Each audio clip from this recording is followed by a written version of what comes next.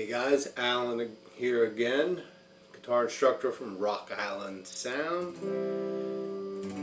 Today's lesson is going to be on 7th chords. So the last lesson, number 4, we went over the F chord and I actually explained what a chord is. So just to build off of that, a chord is 3 different pitches played at the same time. So on the guitar we have 6 strings. Some of the notes might be doubled. For example, when I make a G chord, I've got the 6th string is a G, 3rd fret, 6th string. 5th string is a B, 4th string open is a D. The 3rd string open is a G, so that's doubling a note. The 2nd string open is a B, that's doubling the 5th string. And the 1st string is a high G. So this voicing of this chord, voicing means the distance between pitches, or the arrangement of pitches. We've got 3 Gs,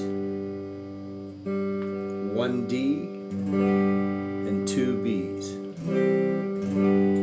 So as I said before, in chords we have what we call a root, a 3rd, and the 5th.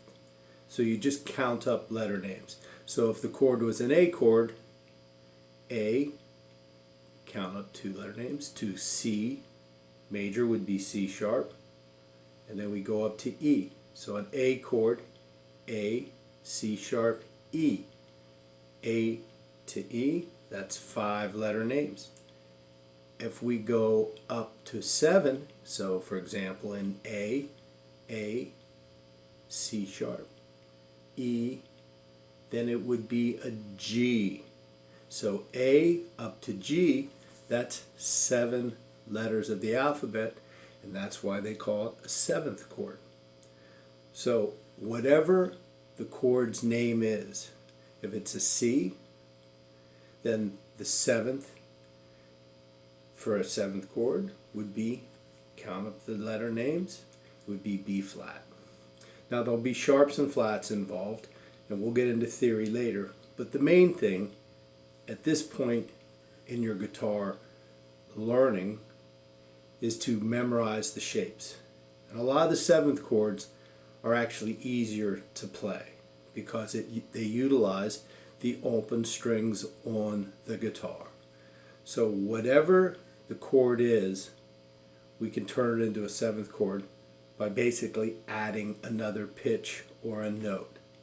So in this case, I'm making an A major chord, right? 4th, 3rd, 2nd strings at the 2nd fret. If I just lift up my 1st finger, that open 3rd string, that's a G. That makes this chord a very bluesy sounding A 7th chord. Most of the blues greats, when they played an A 7th chord, all their fingering was as simple as it could be. They would make their A 7th chord by just using, guess what? The 2 middle fingers, which I keep stressing work as a pair. So this is kind of like addition by abstraction. We don't put down as many fingers and we get a more complex chord. A major, A 7th, or in classical terms it would be a dominant 7th chord. Dominant is just another term for 5 chord. So if we go to the E major triad, if we lift up the 3rd finger, that gives us an open 4th string, that's a D. So again, just 2 fingers, very bluesy or jazzy sounding chord. So in E, you count up 7 letter names, it's a D. Now, with the guitar, there are more ways to play one chord than just one. It depends on the fingering, where you are on the fingerboard. And it depends on the sound that you are trying to achieve. So there's our E major, right? I could lift up third finger. I add the D note, it makes it a seventh. Now, if I wanted to have the seventh higher in pitch, this is where we get into 4-finger chords. So I'm putting my little finger on the 3rd fret of the 2nd string. That makes the 2nd string, when it is open, is a B. Now we're raising the pitch up to a D. So that's the sound of a dominant 7th chord. You want to get that in your ear. Now I will play it with the 7th lower.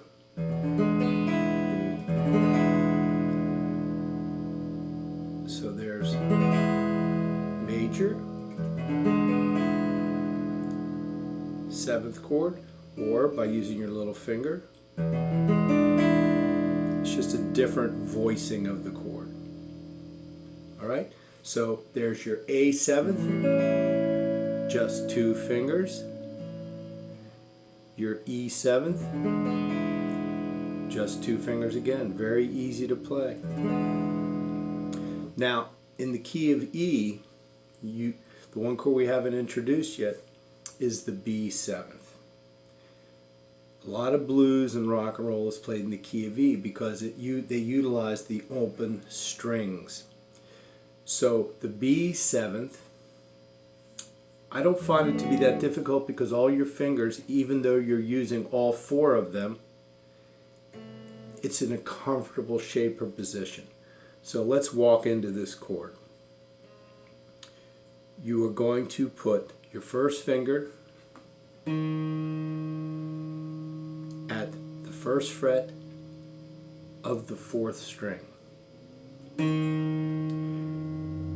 We're going to put the 2nd finger at the 2nd fret of the 5th string. Our 3rd finger is the 2nd fret of the 3rd string. The 2nd string is open, that's a B. And then our little finger is on the 2nd fret of the 1st string. You want to, if you have to walk into that, meaning 1 finger at a time in the beginning, that's okay.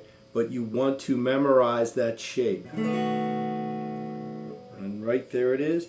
Now, as I said before, whatever we do to the 6th string, we have to do to the 1st string. In this case, I sometimes move my 2nd finger depending on what I want the bass note to be. So I might move it down to the 2nd fret of the 6th string, or I will have it at the 2nd fret, which is a B of the 5th string. So I prefer to have the root, the name of the chord, as the lowest note. What I'll do is I will lightly touch that 6th string with this finger. For beginners, just concentrate on making that shape where you can just put all 4 fingers down at once. And how do we get to that? Through practice and repetition, just like I'm repeating the same things in each lesson, because this is how you learn as a guitar player and a musician. It takes practice, and repetition is part of practice. So you can create any rhythm you want with your right hand, and we will have a lesson just on the right hand coming up soon. Downstroke, remember, angle the pick just ever so slightly so it glides down. Upstroke, you're angling it the opposite direction so it kind of glides across the pick. So this B 7th is the new chord, brand new chord for the day. We remember the G. So if you have this G chord down, the G 7th will be no problem, because all we do is we take this 1st finger and we play the 1st fret of the 1st string, and there's your G 7th. So G, pick up the little finger, put your 1st finger down, 1st fret, first string. There's your G seventh. We remember the D chord. Well, the third fret of the second string, that is a D. So the seventh of a D chord is a C. Count up 7-letter names and it will end up with a C. So we need to get a C in this chord. So the first and second fingers, they have notes we already want, but we have to change our fingering to keep them so we can get the first fret of the second string. And it will sound like that. So there's your D 7th chord. First finger, first fret, second string.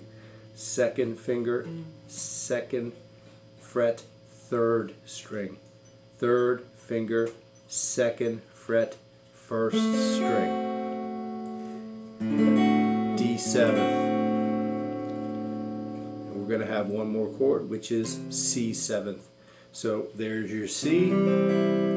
We need to add a B flat to make this a 5/7 dominant 7th chord.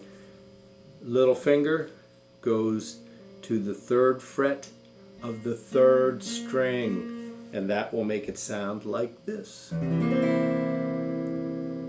So some of these dominant 7 chords you have to use all 4 fingers, so those might be a little trickier, but it's like we're building as we go. Some of them, as the E 7th or the A 7th and possibly the G 7th, those will be easier to play. So remember, practice. You have to practice to become a better musician, guitar player, and practice through repetition and practice smart. The goal is to make music. So you want to build on the knowledge you know and explore new material.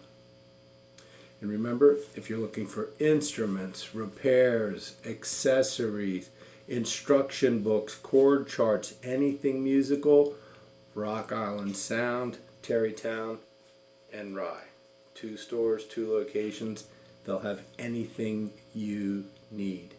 And remember to have fun playing.